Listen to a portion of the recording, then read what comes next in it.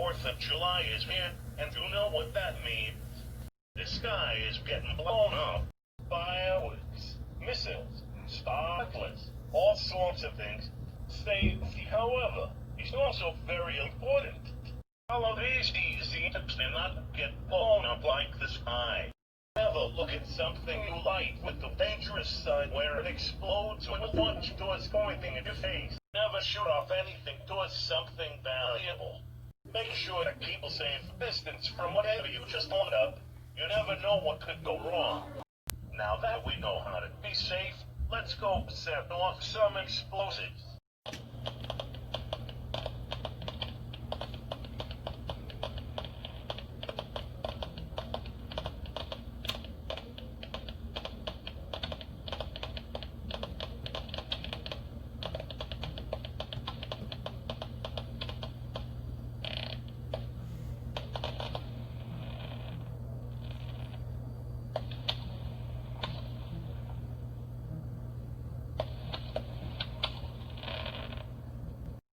Boy, the sky won't be coming back after that. Surf it right. I hope you all have a fun and safe 4th of July. Unlike the sky.